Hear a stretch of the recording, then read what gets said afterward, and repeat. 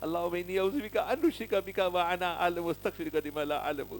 اے اللہ ہم سب کا حاضرین غائبین متعلقین اس سے ذرا رکھتے ہیں، محبت کرتے، دعا دیتے، دعا لیتے. اے اللہ ہماری ہم سب کو ہماری آل اولاد کا اے اللہ خاتمہ ایمان پہ، خیر پہ، رضائے کامل کے ساتھ، عافیت دارین کے ساتھ، ولایت خاصہ کے ساتھ، اور اے اللہ یا ذوالجلال والاکرام یا ارحم الراحمین صدیقین صالحین اور شہداء کے درجے کے ساتھ دنیا سے اٹھانا. یا اللہ عافیت دارین اور رضائے کامل کے ساتھ دنیا سے اٹھانا. اے اللہ سلامتی اعضاء و سلامتی ایمان کے ساتھ رکھنا، اور سلامتی اعضاء و سلامتی ایمان کے ساتھ دنیا سے اٹھانا. یا ارحم الراحمین یا ذوالجلال کا پاکستان کے حال کے اوپر کرم و فضل فرما دیجیے. یا اللہ امت پہ کرم و فضل فرما دیجیے. اے اللہ کفار کو ایمان والا بنا دیجیے، ایمان والوں کو اے اللہ تقویٰ عطا فرما دیجیے، تقویٰ والوں کو ولایت خاصہ عطا فرما دیجیے. یا اللہ خصوصاً پاکستان کے حال کے اوپر کرم. ہمارے اعمال ایسے نہیں ہے اللہ، لیکن آپ کی رحمت بہت وسیع ہے، غیر محدود ہے. اللہ جتنے بھی گناہ ہو جائیں لیکن وہ محدود ہے. اللہ آپ سے آپ کا فضل، آپ کی رحمت غیر محدود رحمت کے صدقے میں اللہ اس ملک کے اوپر حال کے اوپر کرم فضل فرما دے. بہترین لوگ، بہترین دیندار، اچھے انسانوں کو اللہ ہمارے حاکم بنا دیجیے. یا ذل جلال والاکرام یا ارحم الراحمین یا ہم سب کو اعمال کی توفیق عطا فرما دیجیے. یا اللہ یا ارحم الراحمین یا ذل جلال والاکرام اتباع سنت صلی اللہ علیہ وسلم کی توفیق عطا فرمائیے. سب کہیے آمین. اتباع سنت صلی اللہ علیہ وسلم کے زندہ رکھیے. یا اللہ اتباع سنت صلی اللہ علیہ وسلم پہ موت عطا فرمائیے. سبحان اللہ و بحمدہ، سبحان اللہ العظیم و بحمدہ، استغفر اللہ. اللهم صل علی سیدنا مولانا محمد وعلى آل سیدنا مولانا محمد صلاۃ تنجینا بها جميع الاحوال والآفات وتقضينا بها جميع الحاجات وتطهرنا بها جميع السيئات وترفعنا بها على الدرجات وتبلغنا اقصى الغايات من جميع الخيرات في الحياة وبعد الممات انك على كل شيء قدير. اللهم اني اسالك من خير ما سالك من نبيك محمد صلى الله عليه وسلم واعوذ بك من شر ما استعاذ من نبيك محمد صلى الله عليه وسلم فانت المستعان وعليك البلاغ ولا حول ولا قوة الا بالله. سبحان الله وبحمده، سبحان الله العظيم وبحمده، استغفر الله. ربنا تقبل منا انك انت السميع العليم وتب علينا انك التواب الرحيم. وصلى الله تعالى على خير خلقه محمد وعلى اله وصحبه اجمعين برحمتك يا ارحم الراحمين.